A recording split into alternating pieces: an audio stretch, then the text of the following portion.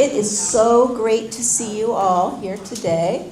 Lots of familiar faces and some people that I don't know very well yet. So it's really exciting to be here for our 7th progress report for the 2024 to 2028 CHIP, the Community Health Improvement Plan. I'm Jen Audley. I'm the coordinator for this project. And I'm here with Phoebe Walker, who's the Director of Community Health at the Franklin Regional Council of Governments. She's going to come up and do some of the presenting for me in a little while. And I'm going to tell you a little bit about the agenda. So today we're focusing on progress on our legislative priorities. So the presentation will have two parts. The first part will be about why our CHIP has legislative priorities, and we're going to do a little overview of the legislative process. You might remember that last year we had 2 webinars, one that was about Legislative Advocacy 101 and one that was about State Budget Advocacy 101. We recorded both of those, and we were very fortunate to have Andrea Freeman, Legislative Director of the Public Health Institute of Western Mass, help us with those presentations, and she's back today to talk about progress on some bills.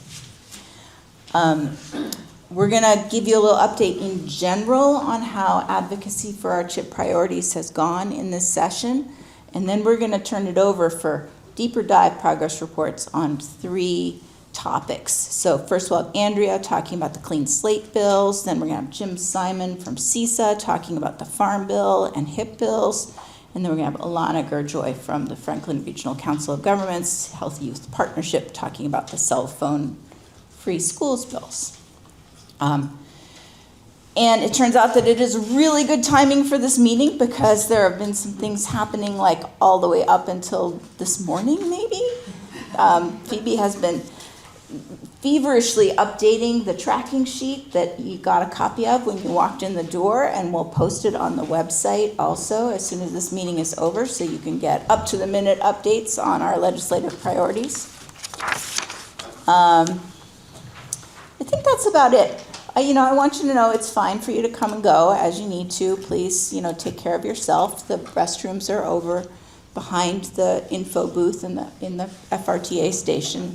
If you parked in the short-term parking lot, you really should get up and move your car now because the FRTA really wants those spots to be for people who are taking the train or the bus. And that's about it. I think we'll get started. So we often start these CHIP meetings with kind of a reminder about how we think about community health. And we use this model of a tree to explain to ourselves and understand that we think of health as being a system that's grounded in environmental factors. Some of them are very hard to change, and health grows out of that environment like a tree, like this tree here, and the trunk of the tree feeds the outcomes, which are the things in the branches and the leaves. So we, as a coalition, focus on making change at the level where the watering can is intersecting with the ground. And the reason why we're doing that is because we're really trying to change both the environment that the tree is growing in, the soil, and to make change through the roots. And we're also trying to change the outcomes. So we're trying to feed the tree in a shorter term way. We're trying to make sure that this year's leaves or this year's fruits are healthy and positive, the kinds of things that we want. So advocacy, whether it's local advocacy, state advocacy, national advocacy, any kind of organizing to get the kind of change that you want, really is one of the most important things that we can do at that ground level watering can part of the tree. And that is part of the reason why we as a CHIP choose issues to advocate for at the State House in each 2-year session.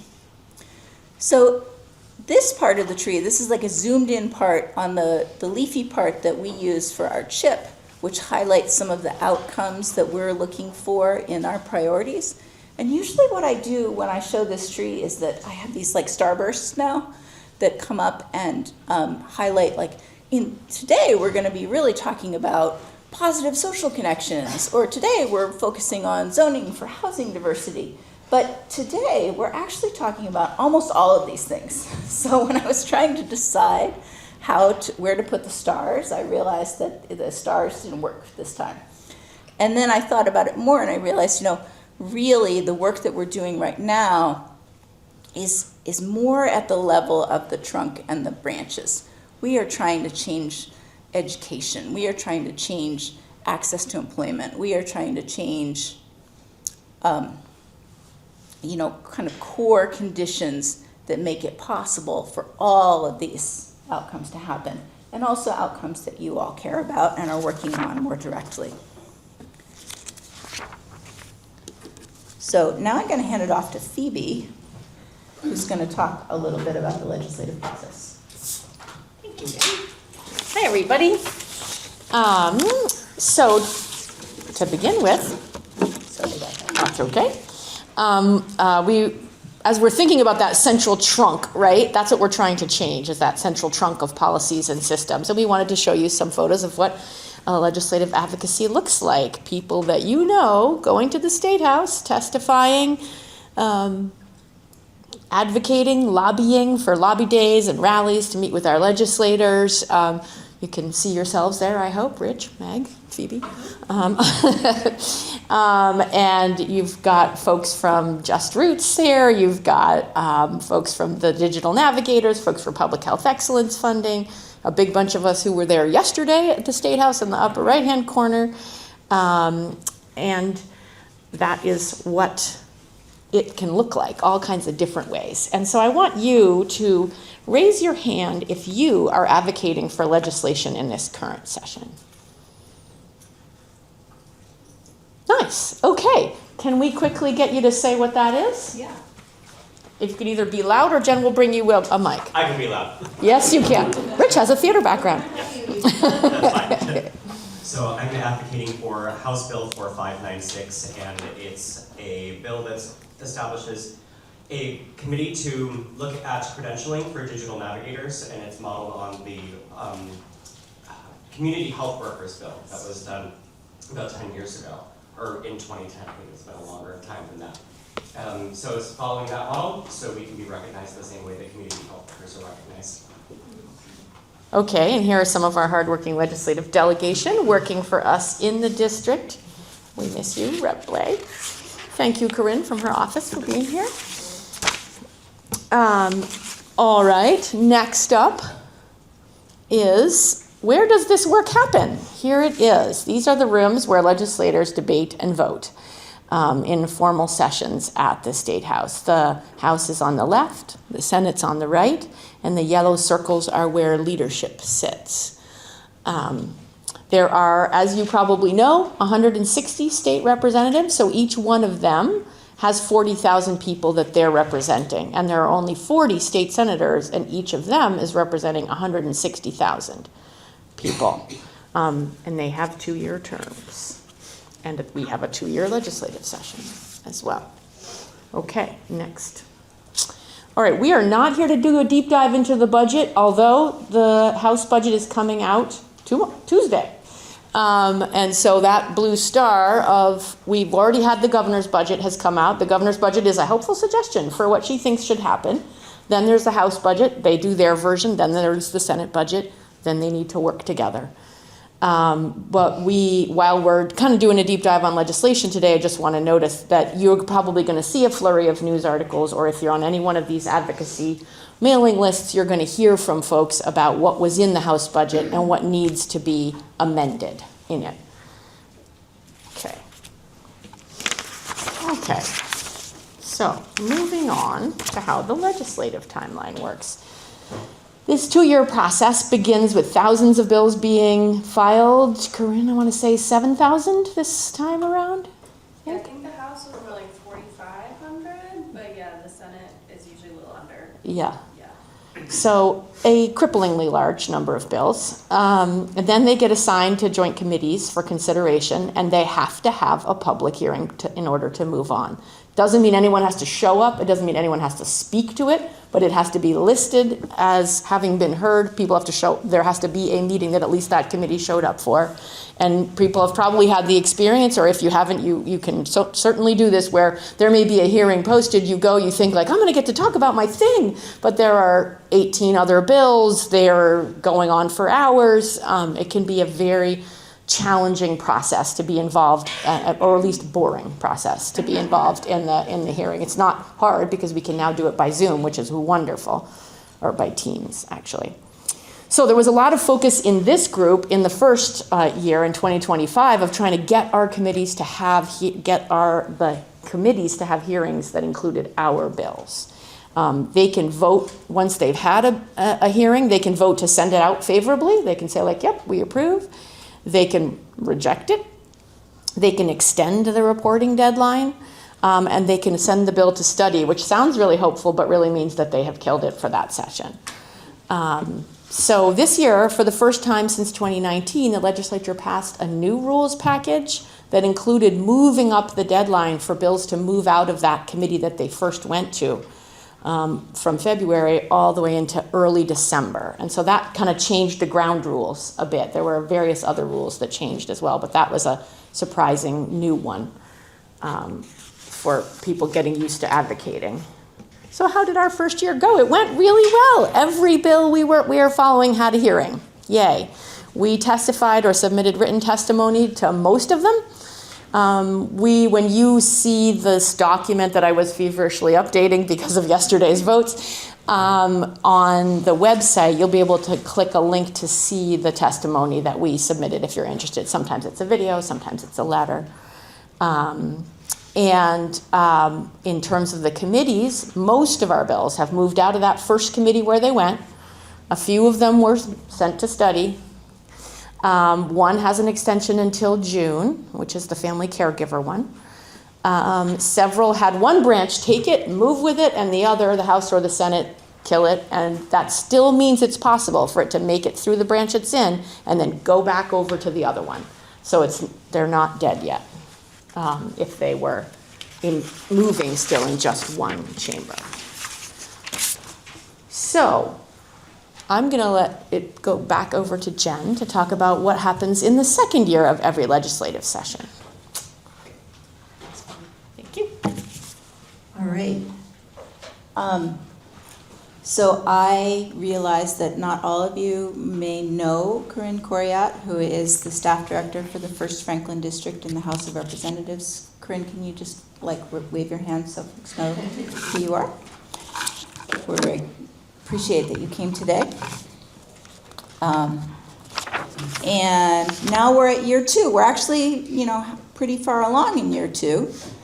And having moved that Joint Rule 10 deadline up to early December means that there's actually more time for advocacy in some ways. And the focus now is on getting these bills through the many steps that actually remain before they can become law.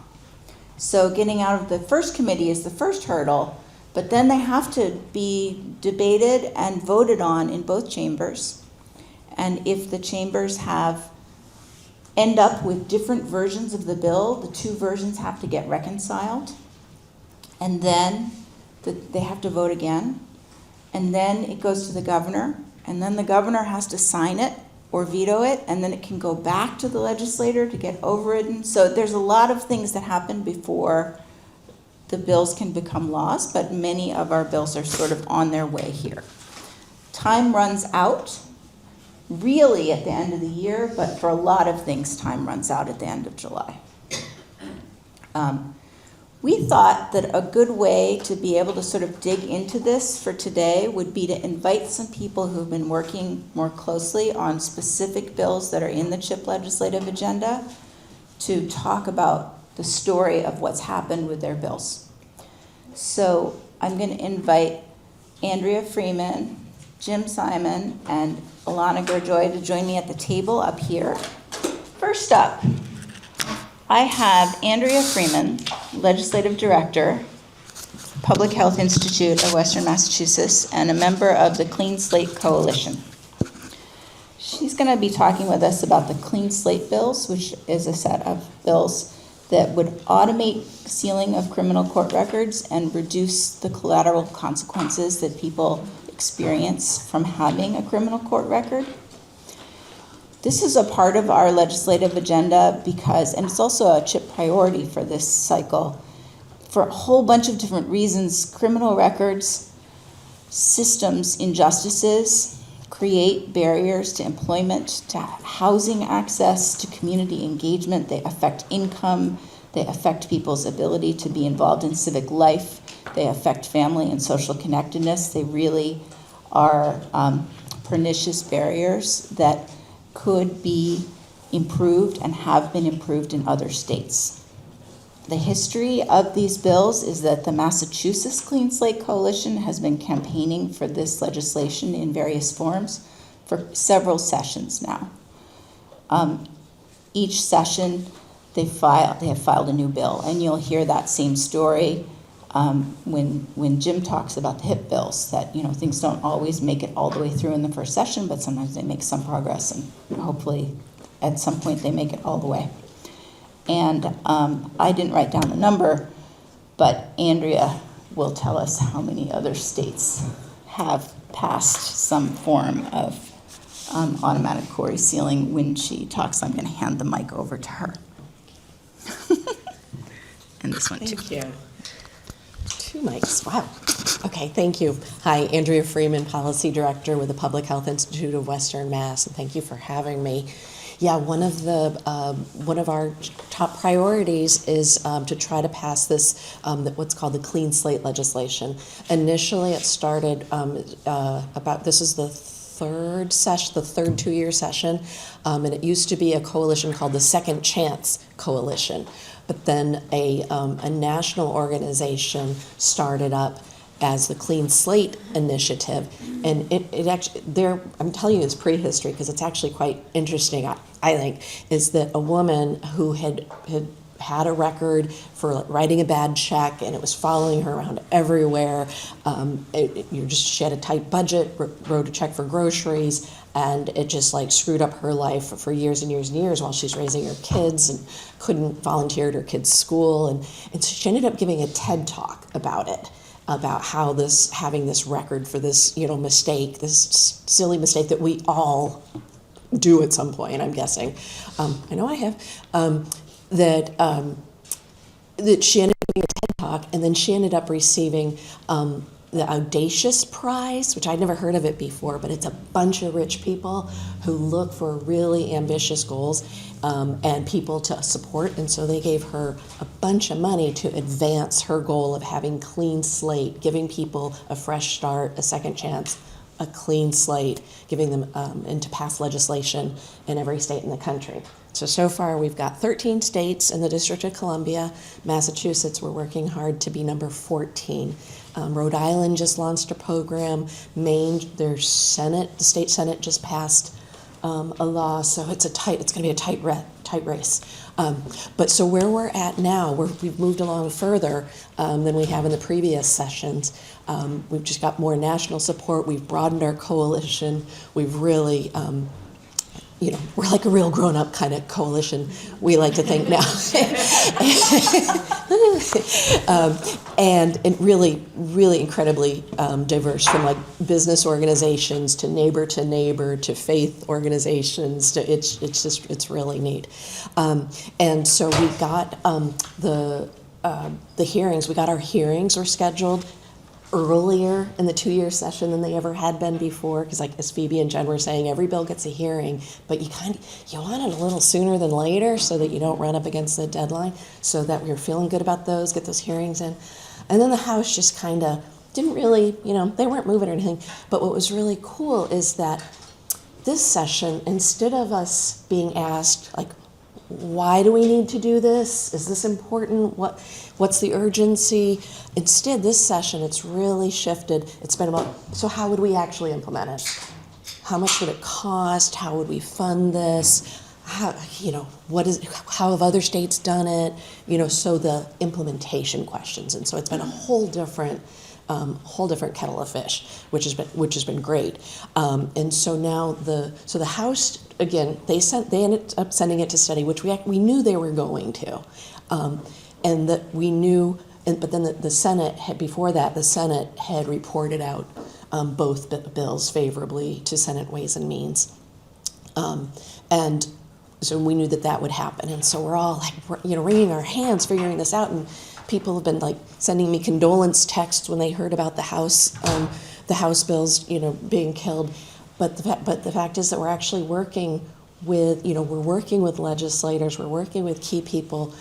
Because there's the idea is that we'll be able to attach it to an economic development bond bill. It's not a sure thing, so okay, everybody on TV, you're not going to be, don't hold me to it. But the hope is that it'll get attached to the economic development bond bill because it is related. It's related to workforce development. It's related to local economy. It's related to reducing public benefits when somebody can earn a higher income, can advance their career.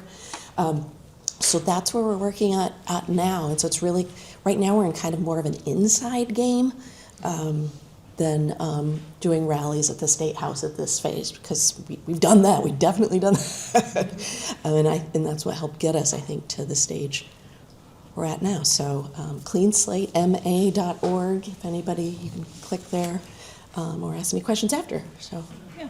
is that okay? All right. Pass it over to me. Thanks, Andrea. That was great. And happy to hear that having the bills be sent to study in the House doesn't mean that they're dead, and that the Senate can attach it. I forgot to mention that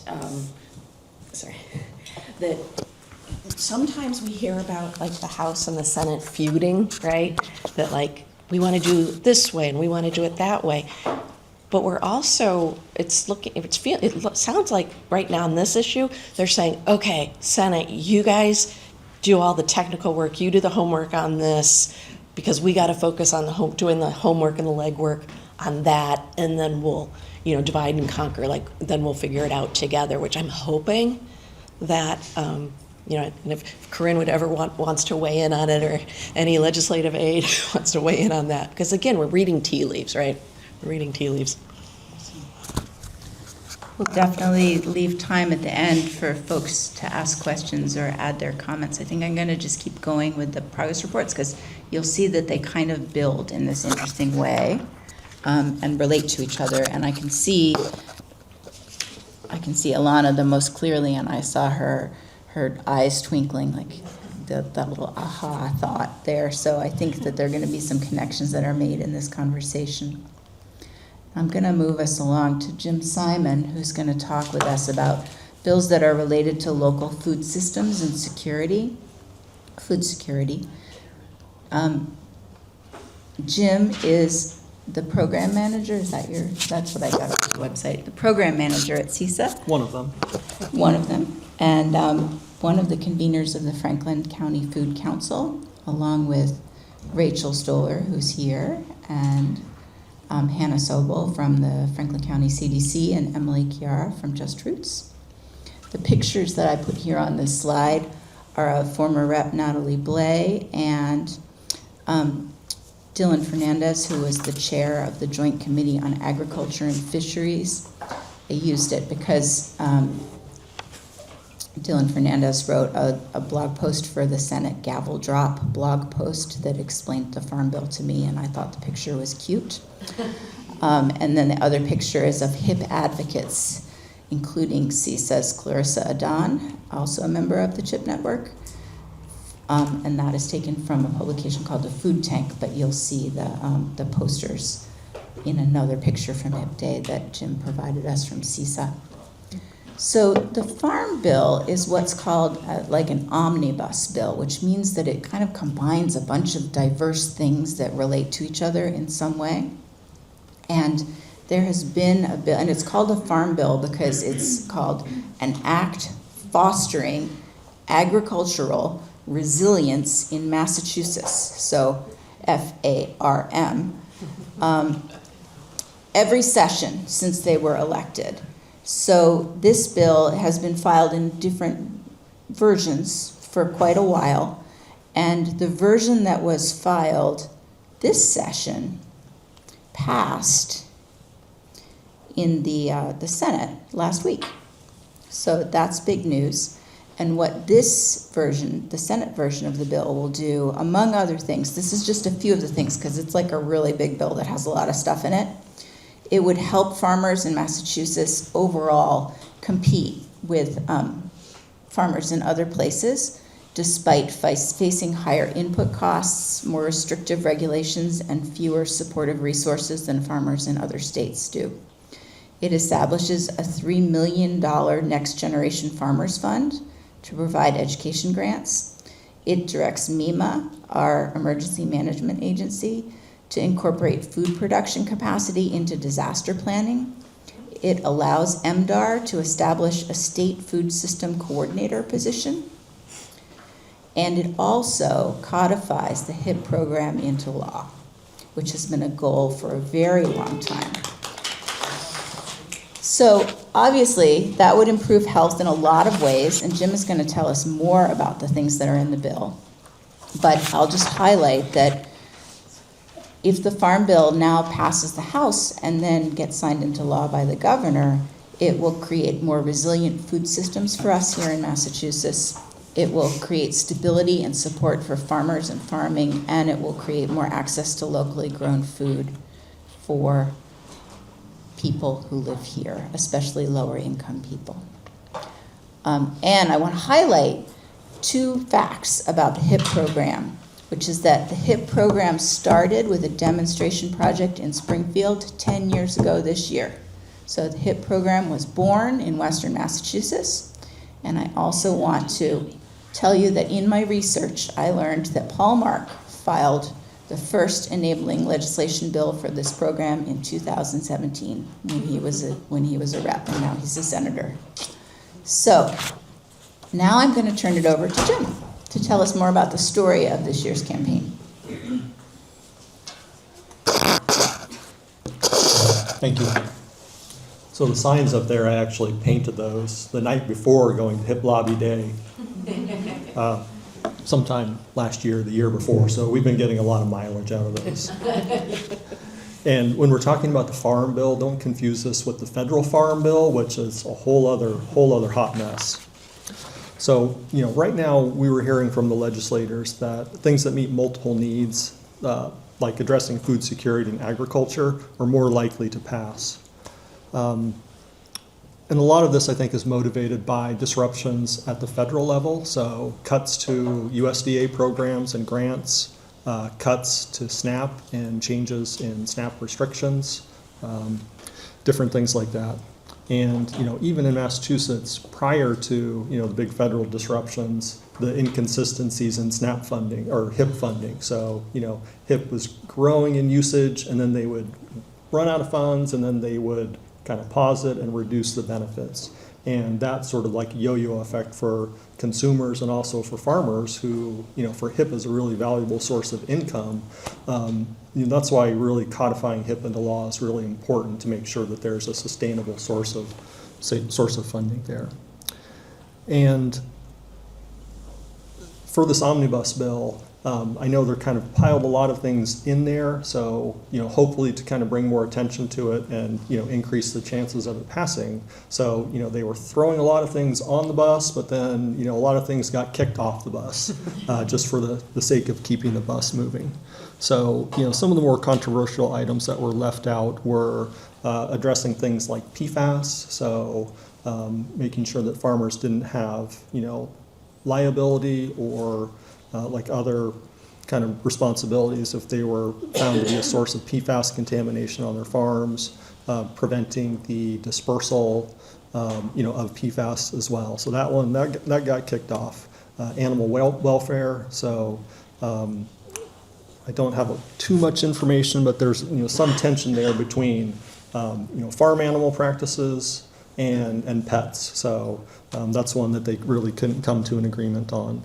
Labor, there was a lot of hope that the Fairness to Farm Workers Act would be incorporated into this, and that would have guaranteed $15 an hour minimum wage for farmers. Right now, at the lowest level, it's $8 an hour, And it would have included other things like overtime, once you pass 55 hours, paid time off, different things like that. But because, farm labor, that's kind of a, contentious issue.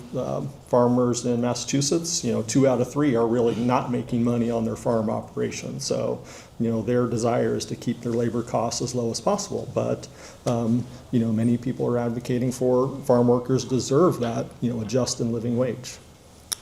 And also, I think there are a few other things related to pesticides.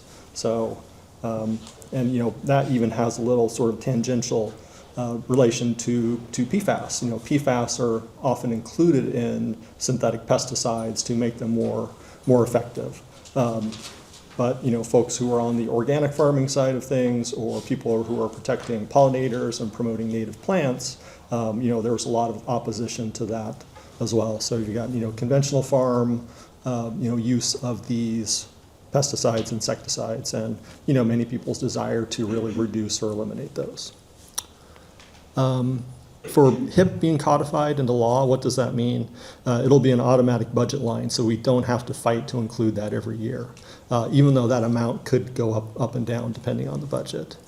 And relatedly, a lot of people have been pushing for DTA to open up to new HIP vendors. So that's another source of income for farms, and also increasing access to that benefit for folks who need it. And a few other things. There's some other related legislation as well. So this was another federal grant that was canceled. That's LFPA, the Local Food Purchasing Assistance Program. And that was federal funds that went to farms to grow food that was purchased by food banks. That was canceled. So Massachusetts is trying to sort of create farm and food system resiliency by trying to develop legislation and find funding to recreate that program locally, where emergency food can be purchased from farmers. So it's kind of a win-win situation there. Environmental bond bill contains a lot of related efforts there. So that would include the MDAR farm viability grants, climate and energy grants, APR and land preservation, and the farm security infrastructure grants, or food security infrastructure grants. And one other thing that's also working its way through, again, there were a couple competing bills. I think one was, they were trying to position it as a refund, and one was sort of a deduction, and this would be a $5,000 credit for farms who are donating food to emergency food providers. There's a deduction on the federal level, but that's something that we really want to try to promote here. I got a lot of notes, but I think I'll pass the mic. Thanks, Jim. I see that Corinne has her hand up, and I also wanted to say that I noticed last night that the environmental bond bill is scheduled to be discussed in the Senate soon, and our Senator Jo Comerford had a great video about sort of what that means for her office and who's going to do what and what they're going to be doing behind the scenes. I just wanted to clarify a few things about the Farm Bill. I wrote this bill. This bill is my baby. This is not a bill that's been filed multiple times. This is actually a new bill. We developed it really based off of the 21st Century Agriculture Commission report. And it's not meant to encompass every single agricultural issue. Labor and workforce, for example, is really dealt with in a different committee aside from agriculture. Rep. Lay was the chair of the Agriculture Committee. So this was coming from bills that came before our committee. It was passed in the Senate with some additions like the HIP bill, and hopefully we'll see it pass in the House as well. But I did just want to clarify that this is a lot of new material that we're working on. It's still being advocated by farmers and advocates around the state. So keep pushing in the House if you can. My capacity as a legislative director is diminished now that there's no rep in the seat, but I'm pushing from a kind of backseat.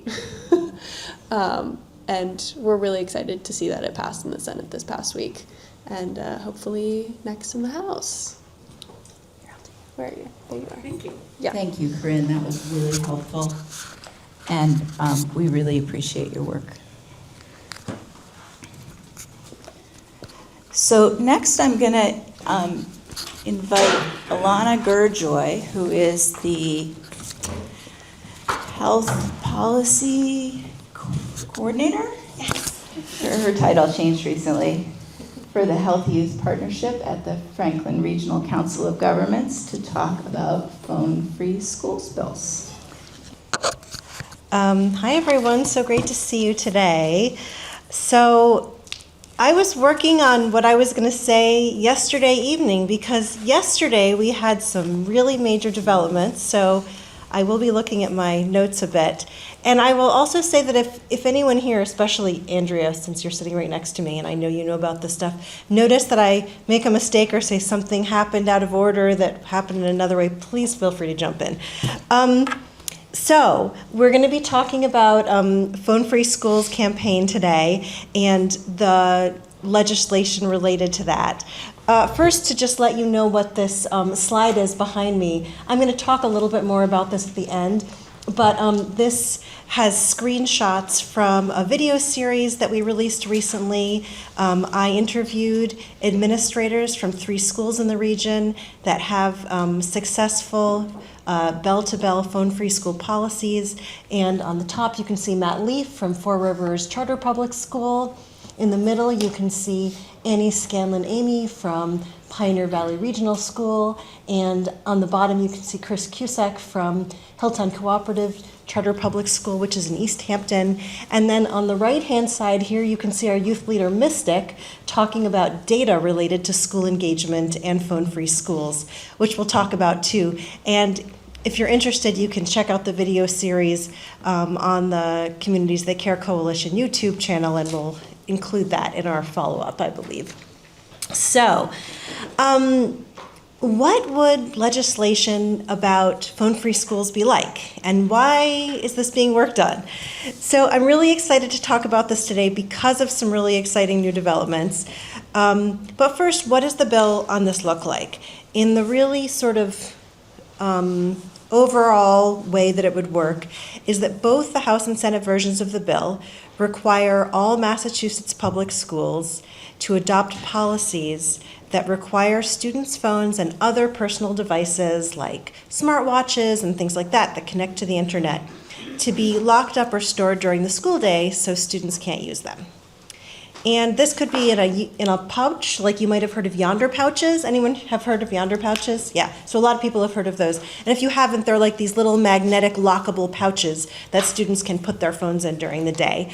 Or they could be like locked in the office or in a locked up toolbox. There are all sorts of different ways this could work. But all of the policies do, in the current versions of the bill, have to be for the entire school day, often called bell-to-bell. And so why are we working on this? Like, how would this actually improve health and learning? And really, what we learned over the last few years is that this is both an education issue and it's a youth health issue, which is why Communities That Care Coalition got involved. Because you might have thought, don't you work on youth substance use prevention and like racial justice in schools? And like, what is this about? Well, it really is very interconnected. So really what we've been hearing, and many of you probably know this, is that schools across the country are seeing that constant phone access makes it a lot harder for students to focus, to connect with peers, and engage in class. And we've heard about this from both youth and from educators. There have also been concerns about mental health impact of social media, and then there's been like cyberbullying at school that's happened, and so those all really increase the calls for phone bans during the school day. And so phone-free school policies aim to create a learning environment where students can like really focus on schoolwork, they interact more with each other, they learn social skills, they're not just like staring at their phones during lunch, you know, like walking into each other in the hallways because they're all like texting on the way, right? And also they can really reduce anxiety. Because what we find is that a lot of young people in schools, when they know that their phone is right there and they may be missing out on something happening on social media or something happening, it's like this real anxiety thing. And even as adults, you might have found this, like my phone's right here and I'm not feeling like too anxious about it, but some days maybe there's something going on and I'm in a meeting and I just really, like, maybe I want to look at that, right? And so we can really understand that for young people with developing brains, that distraction is not helpful. And so there are a lot of health-related benefits that are commonly reported by schools with these policies, like better classroom focus and learning, much improved social interaction. So the cafeteria before and after a phone-free school policy looks really different. And then also things that I wouldn't have necessarily thought of before, like talking with some administrators, not these in particular, but some others that have phone-free school policies, that there are fewer fights because they're not able to plan fights on their phones. There is a lot less sharing of inappropriate photos because they don't have the phones with them. And there are fewer conflicts related to social media. And then there's just less pressure to be constantly online and more encouragement to interact. So that's like the real health and wellness piece.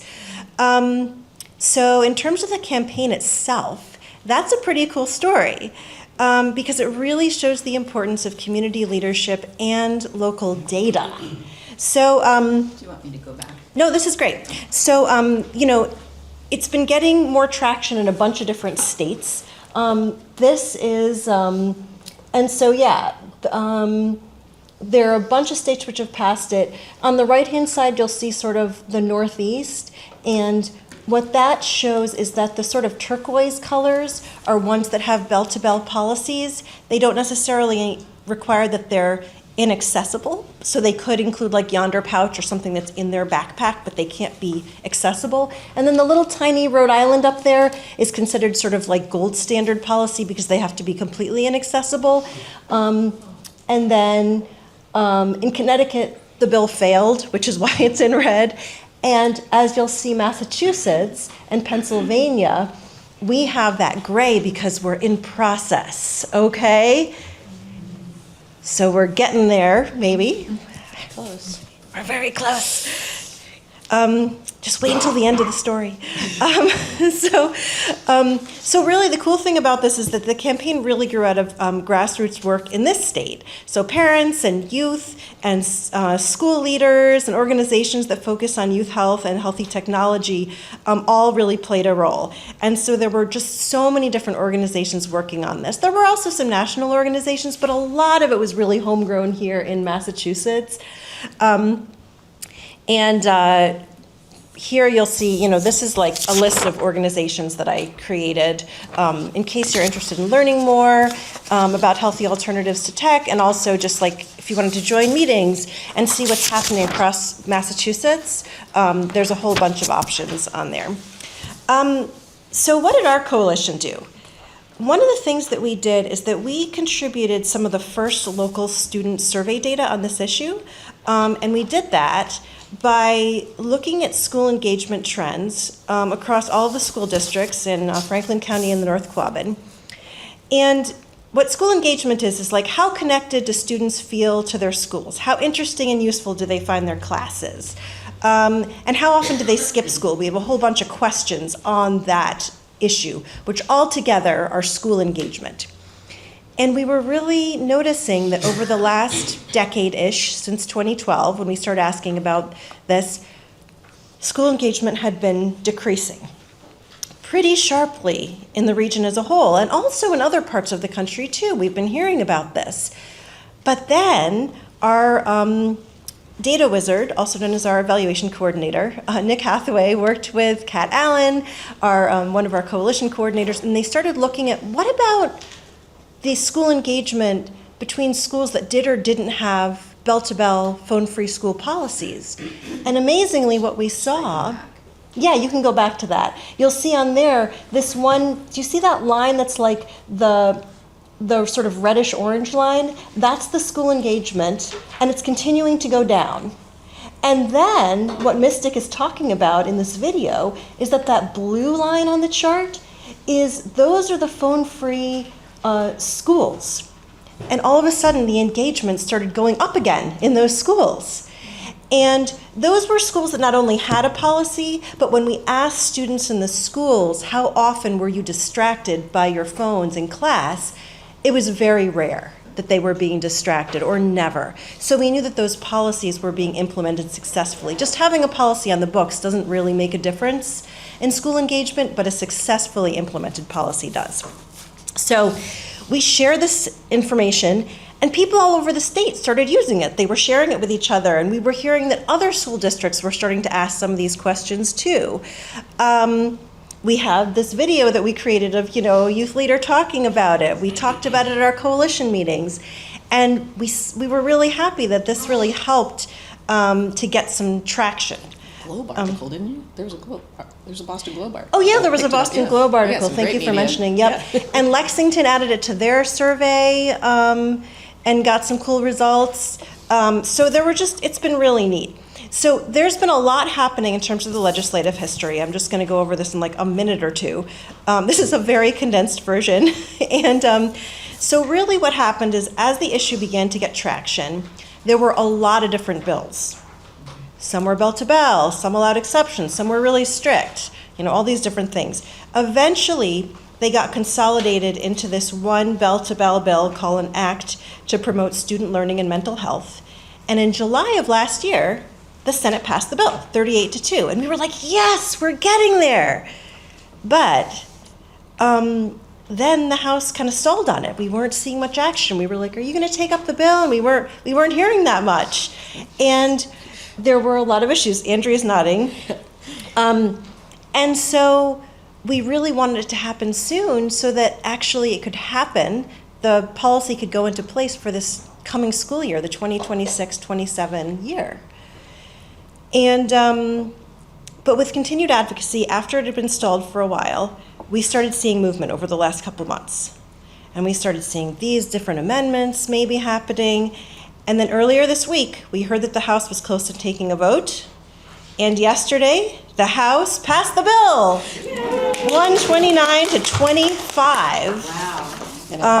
Mostly along party lines, but not entirely. Yes, mostly along party lines, but not entirely. And our local delegation was very supportive of this, which was really cool. And Corinne, I know that you were helpful with this from behind the scenes, so thank you.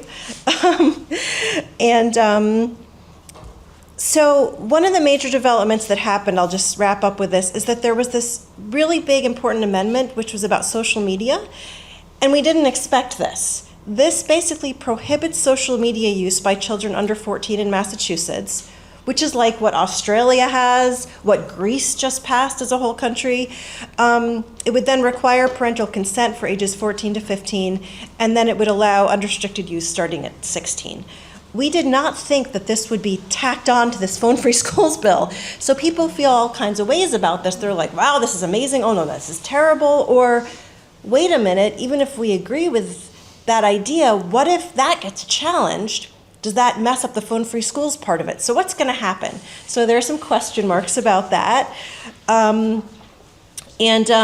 We don't know what's going to happen when it gets reconciled with the House version. With the Senate version, so we're looking to see that. So all of these amendments that were added to the House version mean that the two bills are actually pretty different at this point, and we're waiting to see what's going to happen next. But whatever does, it was a huge milestone, a huge win for people who are really focused on student mental health and education. And we're just really looking forward to next steps. So thank you so much. Oh, and in terms of the video that we created, you can definitely see that online. And I wanted to give a shout out to our student leaders. So these are 6 of our student leaders from Communities That Care and the FRCOG.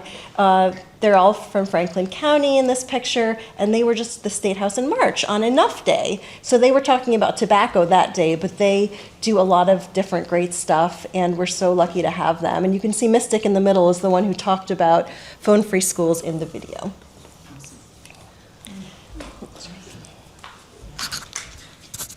let's cheer a little bit for the passage of the Country Schools Bill. I want to just point out one thing that maybe could come through a little bit more in what Ilana said, which is that the groundwork that's been laid and the tools that the Communities That Care Coalition has developed make it more possible for schools to create and implement phone-free schools policies next year, whether or not this bill becomes law in this session. And so, sometimes what happens is that on a local level, we have to do it first, and then the state catches up. And sometimes what happens is the state says, this is what everyone should do, and then everyone has to comply. And I really appreciate what my colleagues have done in terms of creating tools that will make it more effective and easier and successful as schools decide, as communities decide to make this change in their schools. So that's one thing. And then I have one question, and then I want to open up for questions for other people, which is, Andrea, could you tell us a little bit about conference committees and how that process works? Because it seems like we're likely to see a few things go into conference committees, like how do they decide who gets on a conference committee, and how do you advocate with a conference committee? Like, is it too late? Is it all inside baseball? Those are the kinds of things that I'm wondering about. Maybe we don't know, but. No, that's an excellent question. That's an excellent question about conference committees, because it definitely is going to happen in this situation, because the bills are it happens basically with any bill. There's always some, in budgets as well, that there's always something that's a little different in one and a little different in the other. And so what happens is that there's a 6-person conference committee, and the 6 people are chosen. 3 from the House, which, remember Phoebe saying there's 160 people in the House. 3 people get chosen from there. Anybody want to take a guess who chooses those 3 people? Speaker of the House, exactly. And then there's 3 people from the Senate. So there's only 40 people in the Senate. 3 of them will be on a conference committee. So it evens out. There's only 3 people on each committee, and so there has to also be 1 person from the minority party. One of the 3 from the House has to be from the minority party, has to be a Republican, and then the other 2 are Democrats, and same with the Senate. 2 will be Democrats, 1 needs to be from the minority party. And so that actually, it gets interesting, because actually Todd Smola is a representative from Ware area. Just thinking of him when you mentioned that, yes. He's on every conference. But so that's how it gets decided. And guess who chooses a 3 from the Senate? Senate President. Exactly. Okay. And so then what they've started doing is having they get together and they have one public meeting, like a kind of a pro forma. They invite the cameras in and they're like, oh, we're meeting, but they kind of don't do anything until when they have their closed door meetings. So they're not open to the public the way the hearings are. Those are definitely closed door meetings. But what you can do, and I encourage folks to do, and I have a feeling you guys are going to be busy advocating for this, is to submit recommendations to the conference committee. You send it to all 6 members and say, we recommend that you keep this portion from the Senate version and that part from the House version, and please strike that part from the House version and keep this part from the Senate version. Can I give an example? Please. So one quick example is that the people who I know who have been really focused on phone-free schools have been concerned because one of the additions to the House bill, I think actually now it's in the Senate bill as well, says that they're going to do a pilot project, that's in the House version, of geofencing type technology. And some people are like, oh, well, wouldn't that solve the problems? You don't need pouches, you don't need to put the phones anywhere. But the issue with that is it really undermines a lot of the purpose of phone-free schools, because the phones are still with young people all day. They still have their phones, and even if they can't get online, they could still share pictures with each other. They could show texts to each other. There's so many things that can still happen, and just having the phone there creates distraction, it creates that anxiety, and it really undermines a lot of the reasons why we want the phones away, not just like, not used. So that's one of the things that we're going to be advocating for over the next little bit. Though I do think that if they do the pilot project, most likely they'll find out that that's what happens. So it may just come out that we'll learn about it as it happens. But that's an example. And so if any of you feel that makes sense and you want to let your, folks know who represent you, please do.